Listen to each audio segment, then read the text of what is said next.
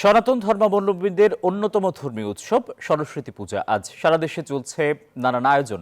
সকাল থেকে বাণী অর্চনা, আরতি ও পুষ্পাঞ্জলিতে সরস্বতীর আরাধনা করেন সনাতন ধর্মাবলম্বী শিক্ষার্থীরা। এবারও ঢাকা বিশ্ববিদ্যালয়ের ঐতিহ্যবাহী জগন্নাথ হলে পূজার আয়োজন করা হয়েছে। চলছে পুষ্পাঞ্জলি প্রদান, প্রসাদ বিতরণ সহ নানান আচার অনুষ্ঠান।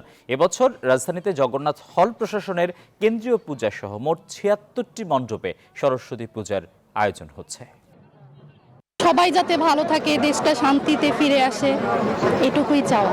মায়ের কাছে আমার প্রার্থনা হচ্ছে সবাই যেন সুস্থ থাকি, আমার ফ্যামিলি সবাই পড়াশোনা যেন ভালো মতো হয়। দেবীর কাছে এতটুকুই চাই, দেশটা ভালোভাবে চলুক, আমরা সাম্প্রদায়িক দেশ সবাই মিলে যাতে ভালোভাবে থাকতে পারি। সারা বছর আমরা অপেক্ষা করি কবে এই দিনটা আসবে, এবং আজকে এই দিনটা এসেছে এবং আমরা আজকে এই দিনটা খুব সুন্দরভাবে আড়ম্বরপূর্ণভাবে পালন করব। মা আমাদেরকে শক্তি দাও, ধৈর্য দাও, বিদ্যা বুদ্ধি আর সুর দাও, যাতে আমরা পরে আরো আরাধনা করতে পারি। সরস্বতী পূজার আয়োজন নিয়ে আরো জানাতে সরাসরি যুক্ত হচ্ছেন সহকর্মী অন্তরা বিশ্বাস। অন্তরা, বিদ্যাদেবীর পূজার আয়োজন কেমন দেখছেন?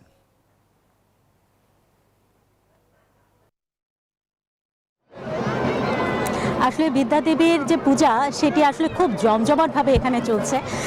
আপনি নিশ্চয়ই দেখতে পাচ্ছেন আমার চারপাশে কি জমজমাট আনন্দমুখর একটি পরিবেশ, এবং প্রতি বছরই আসলে জগন্নাথ হলে আমরা যেটি দেখি যে সকল বিভাগ বিশ্ববিদ্যালয়ের তারা আলাদা আলাদাভাবে পুজো করেন। এবারও তার ব্যতিক্রম নয়।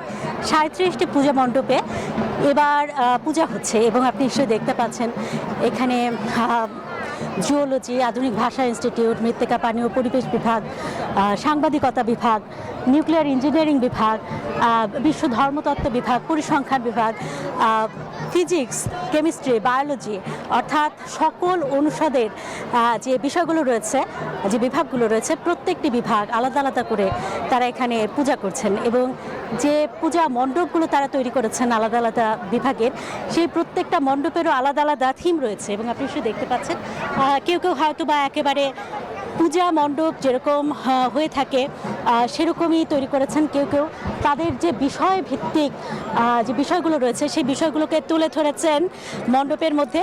এবং যেটি দেখা গেছে যে যেমন বাংলা বিভাগে তারা বাংলার যে বিভিন্ন বই রয়েছে সেই বইগুলোকে তারা আসলে তাদের মণ্ডপের মধ্যে সাজিয়ে রেখেছেন। যারা ভূগোলে রয়েছেন তারা ভূগোলের কোনো একটি বিষয় তুলে ধরেছেন। যারা সমাজবিজ্ঞানের রয়েছে তাদের দেখা গেছে তাদের মণ্ডপে তাদের বিষয়টি উঠে এসেছে। এরকমভাবে আসলে এই আলাদা আলাদা থিম আসলে তারা তৈরি করেছেন। আর জ্ঞানের দেবী সরস্বতীর যে আরাধনা, সেই আরাধনা করে তারা তার কাছে জ্ঞান চাইছেন, যেন সেই জ্ঞান তারা জগতের কল্যাণে কাজে লাগাতে পারেন। এই ছিল আমার কাছে এখান থেকে সর্বশেষ খবর। অন্তরা, ধন্যবাদ আপনাকে।